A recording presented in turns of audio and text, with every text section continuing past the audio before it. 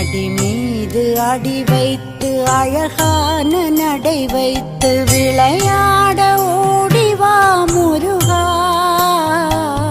என்னோடு சேரவா முருகா. உன்னோடு சாய்ந்தாட உடலிங்கு தள்ளாட உயிர்